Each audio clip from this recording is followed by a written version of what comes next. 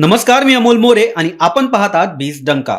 पैसा पुराण या आपल्या विशेष सखोल विश्लेषणात्मक अर्थविश्वातील प्रत्येक महत्वाच्या घडामोडीचा वेध घेणाऱ्या बुलेटिनमध्ये आपलं मनपूर्वक स्वागत. आजच्या पैसा पुराणमध्ये आपण भारताच्या भविष्यातील आर्थिक शक्तीला आकार देणाऱ्या एका महत्वाच्या रोडमॅप पासून सुरुवात करणार आहोत. त्यानंतर रुपयाची दमदार उसळी, सोनं आणि चांदी यांच्या बाजारातील बदल, परकीय चलन साठ्यातील घसरण. चला तर मग सुरुवात करूया. भारताला जागतिक सेमीकंडक्टर महासत्ता बनवण्यासाठी केंद्र सरकार आणि नीती आयोगाने मोठा रोडमॅप तयार केला आहे. 2035 पर्यंत भारताने सेमीकंडक्टर क्षेत्रात जागतिक स्तरावर मजबूत स्थान मिळवावे यासाठी तब्बल 120 ते 150 अब्ज डॉलरची मूल्य साखळी उभारण्याचे लक्ष्य हे ठेवण्यात आले आहे. स्मार्टफोन, संगणक, कृत्रिम बुद्धिमत्ता, इलेक्ट्रॉनिक वाहने, संरक्षण क्षेत्र आणि दूरसंचार यासारख्या आधुनिक तंत्रज्ञानाचा पाया असलेलं सेमीकंडक्टर उद्योगात भारताला केवळ ग्राहक न राहता उत्पादक आणि निर्यातदार देश बनवण्याचा हा महत्वाकांक्षी आराखडा आहे. नीती आयोगाने प्रसिद्ध केलेल्या future of India semiconductor industry या अहवालात भारतासमोर असलेल्या संधी आणि आव्हानाचा सविस्तर आढावा हा घेण्यात आला. सध्या भारतात सेमीकंडक्टरची सुमारे 90 ते 95% गरज आयातीद्वारे पूर्ण केली जाते. यामुळे मोठ्या प्रमाणात परकीय चलन खर्च होतं. तसंच जागतिक पुरवठा साखळीत अडथळे निर्माण झाल्यास भारतीय उद्योगावर त्याचा थेट परिणाम होण्याची शक्यता असते. यामुळे चिप उत्पादनातील आत्मनिर्भरता ही केवळ आर्थिक गरज नसून राष्ट्रीय सुरक्षेशी संबंधित बाब असल्याचं या अहवालात नमूद करण्यात आलं आहे. आजच्या काळात सेमीकंडक्टरला नव्या युगाचं तेल असेही म्हटलं जातं. ज्या देशाकडे चिप उत्पादन करण्याची क्षमता आहे तो देश तंत्रज्ञानाच्या स्पर्धेत अधिक प्रभावी ठरतो. कोरोना महामारीच्या काळात जगभरात निर्माण झालेल्या चिप टंचाईमुळे वाहन उद्योग, स्मार्टफोन उद्योग आणि इलेक्ट्रॉनिक क्षेत्राला मोठा फटका हा बसला होता. त्या अनुभवातून धडा घेत आता अमेरिका, चीन, जपान, दक्षिण कोरिया आणि युरोपियन देश सेमीकंडक्टर क्षेत्रात अब्जावधी डॉलरची गुंतवणूक करत आहेत.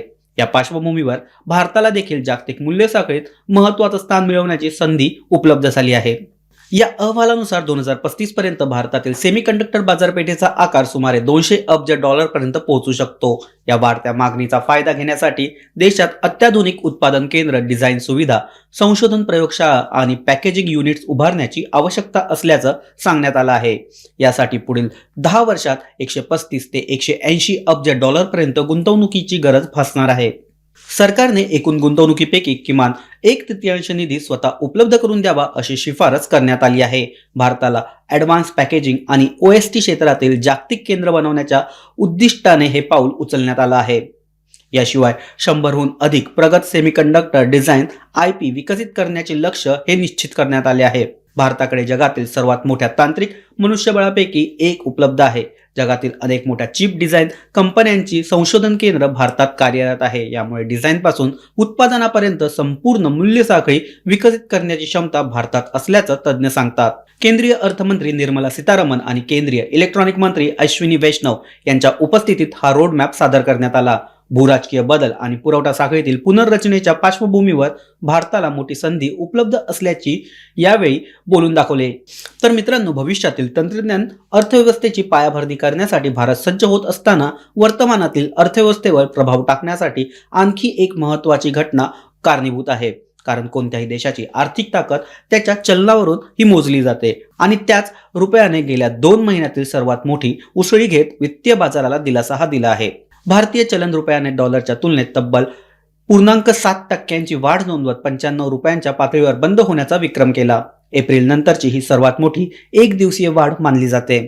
गेल्या काही आठवड्यात पश्चिम आशियातील संघर्ष, वाढलेल्या कच्च्या तेलाच्या किमती आणि विदेशी गुंतवणूकदारांनी भारतीय बाजारातून काढलेला पैसा यामुळे रुपयावर मोठा दबाव हा निर्माण झाला होता. काही दिवसापूर्वी रुपया डॉलरच्या तुलनेत 96.96 या विक्रमी निच्चांकी पातळीवर पोहोचला होता.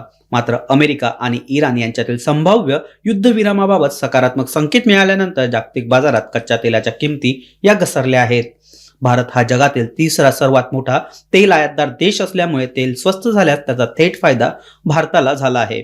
रिझर्व्ह बँक ऑफ इंडियाने देखील विदेशी चलन बाजारात हस्तक्षेप करून रुपयाला आधार दिल्याचं तज्ज्ञ सांगतात. सरकारी बँकांकडून डॉलर विक्री झाल्यामुळे बाजारातील डॉलरचा पुरवठा हा वाढला आणि रुपयाला बळकटी मिळाली. रुपयाच्या मजबूतीचा फायदा केवळ आर्थिक आकडेवारीपुरता मर्यादित राहत नाही. इंधन आयात करणाऱ्या कंपन्या, इलेक्ट्रॉनिक्स उद्योग, औषध निर्मिती कंपन्या आणि विविध उत्पादन क्षेत्राचा याला फायदा होतो.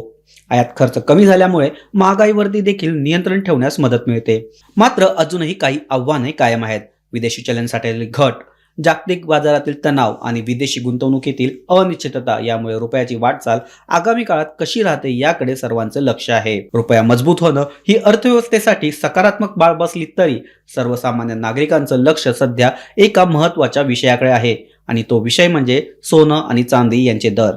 देशात वाढत्या महागाईच्या पार्श्वभूमीवर सोनं आणि चांदी यांच्या दरामध्ये पुन्हा एकदा चढ उतार पाहायला मिळाला. पेट्रोल, डिझेल, सीएनजी, अन्नधान्य आणि इतर जीवनावश्यक वस्तूंच्या वाढत्या किमतीमुळे सर्वसामान्य नागरिक आधीच आर्थिक ताणाखाली आहे. अशा परिस्थितीत मौल्यवान धातूच्या बाजारात देखील मोठे बदल हे घडताना दिसत आहे. विशेष म्हणजे सरकारने वाढवलेल्या आयात शुल्काचा आणि रुपयातील चढ उताराचा थेट परिणाम आता सराफा बाजारावर होताना पाहायला मिळत आहे. 27 मे पर्यंतच्या अवघ्या 15 दिवसाच्या काळावधीत भारतातील सोन्याच्या आयातीमध्ये तब्बल 70% घट ही नोंदवली गेली. पूर्वी 22 टनाच्या आसपास असलेली आयात आता केवळ 7.5 टनावरती आली आहे. सरकारने सोन्यावरील आयात शुल्क 6% 15% वाढवल्यानंतर परदेशातून सोनं मागवणं अधिक महाग झालं. त्यातच रुपयाच्या अवमूल्यनामुळे आयातीचा खर्च हा वाढला आहे. चांदीच्या दरात देखील 100 रुपयांची वाढ ही झाली. 1 किलो चांदीचा भाव हा 2,80,100 रुपयांवर पोहोचला आहे. तज्ज्ञांच्या मते अमेरिका इराण तणाव, जागतिक महागाईची भीती, डॉलरमधील चढ उतार यामुळे गुंतवणूकदार पुन्हा एकदा सोन्याकडे वळत आहे. कारण अनिश्चिततेच्या काळात सोनं हे सुरक्षित साधन मानलं जातं. मात्र दुसरीकडे सोन्याच्या आयातीत झालेली घट ही भारतीय अर्थव्यवस्थेसाठी सकारात्मक बाब मानली जाते. यामुळे व्यापार तूट कमी होण्यास मदत होईल आणि रुपयाला आधार मिळण्यास मदत होईल. सोन्याच्या बाजारातील ही घडामोड थेट परकीय चलनसाठ्याशी संबंधित आहे. कारण आयात कमी झाल्या तर डॉलरची मागणी कमी होते आणि त्यामुळे आता भारताच्या परकीय चलनसाठ्याबाबत आलेल्या आकडेवारीकडे वळूया. भारतीय अर्थव्यवस्थेसाठी महत्त्वाचा मानला जाणारा परकीय चलनसाठा सलग दुसऱ्या आठवड्यात देखील घसरला आहे. आरबीआयने जाहीर केलेल्या आकडेवारीनुसार 22 मे 2026 रोजी संपलेल्या आठवड्यात देशाचा परकीय चलनसाठा हा 7.51 अब्ज डॉलरने घटून 681.38 अब्ज डॉलरवर आला आहे. या आधीच्या आठवड्यात देखील 8.94 अब्ज डॉलरची घसरण झाली होती. म्हणजे 2 आठवड्यात जवळपास 16 अब्ज डॉलरचा साठा हा कमी झाला. रुपयाचे मूल्य मोठ्या प्रमाणात घसरू नये यासाठी आरबीआयला विदेशी चलन बाजारात हस्तक्षेप करावा लागत आहे. डॉलरची विक्री केल्यामुळे परकीय चलनसाठ्यावर परिणाम होत असल्याचं तज्ज्ञांचं मत आहे. फॉरेक्स करन्सी ॲसेटमध्ये सुमारे 3 अब्ज डॉलरची घट झाली असून सोन्याच्या साठ्याच्या मूल्यात 4.5 अब्ज डॉलरची घट झाली आहे. फेब्रुवारी महिन्यात भारताचा परकीय चलनसाठा हा 728.49 अब्ज डॉलरच्या विक्रमी उच्चांकावर होता. तथापि 781 अब्ज डॉलरहून अधिक असलेला परकीय चलनसाठा यामुळे भारताची आर्थिक स्थिती अजूनही मजबूत मानली जाते. आयात खर्च, परदेशी कर्ज फेड आणि आकस्मिक आर्थिक संकटाचा सामना करण्यासाठी हा साठा महत्त्वाची भूमिका बजावतो. आर्थिक स्थैर्य टिकवण्यासाठी मजबूत नियामक व्यवस्था देखील आवश्यक असते. कारण गुंतवणूकदारांचा विश्वास टिकवून ठेवण्यासाठी कंपन्यांमध्ये पारदर्शकता असणं हे गरजेचं आहे. आणि याच पारदर्शकतेच्या मुद्द्यावर आता सेबीनं सुझलॉन एनर्जीवरती मोठी कारवाई ही केली आहे. भारतीय शेअर बाजार नियामक मंडळ सेबीने सुझलॉन एनर्जीच्या तिच्या काही माजी वरिष्ठ अधिकाऱ्यांवर तब्बल 28.95 कोटी रुपयांचा दंड ठोठावला आहे. सेबीच्या आदेशानुसार सुझलॉन एनर्जीवरती 15.95 कोटी रुपयांचा दंड हा लावण्यात आला आहे. याशिवाय कंपनीचे माजी उपाध्यक्ष विनोद तांती, गिरीश तांती, माजी मुख्य वित्त अधिकारी कीर्ती वगाडिया आणि अमित अग्रवाल यांच्यावर देखील स्वतंत्र दंडात्मक कारवाई करण्यात आली आहे. या प्रकरणाची सुरुवात डिसेंबर 2019 मध्ये प्राप्त झालेल्या एका निनावी तक्रारीतून करण्यात आली होती. यानंतर आर्थिक वर्ष 2014-15 ते 2020-21 या कालावधीत व्यवहाराची चौकशी करण्यात आली. तपासात कंपनीने उपकंपन्यांमधील व्यवहारांमध्ये माध्यमातून आर्थिक स्थिती प्रत्यक्षापेक्षा अधिक मजबूत असल्याचं चित्र उभं केल्याचा आरोप आहे. 2014 मध्ये सुझलॉनने आपल्या OSM व्यवसाय उपकंपनीकडे 2,000 कोटी रुपयांचा हस्तांतरित केला होता. मात्र या व्यवहाराचे व्यवसायाचे पुस्तक मूल्य हे सुमारे 77 कोटी रुपये असल्याचं सेबीने नमूद केलं. या व्यवहारातून कंपनीकडे जवळपास 1,923 कोटी रुपयांचा नफा दाखवला गेला. सेबीच्या मते अशा व्यवहारांमुळे कंपनीची वास्तविक आर्थिक स्थिती आणि जोखीम गुंतवणूकदारांपासून लपवली जात आहे. मात्र सुझलॉनने हे सर्व आरोप फेटाळले आहेत. हे व्यवहार आर्थिक पुनर्रचनेचा भाग असल्याचा दावा कंपनीने केला. तरीही सेबीने गुंतवणूकदारांना चुकीची माहिती देणाऱ्या कंपन्यांवर कठोर कारवाई सुरूच ठेवली आहे. या सर्व बातम्या वेगवेगळ्या वाटल्या तरी त्यांचा एक समान धागा आहे. तो म्हणजे भारताची बदलती आर्थिक दिशा जागतिक अर्थव्यवस्थेत अधिक प्रभावी भूमिका बजावण्याचा प्रयत्न.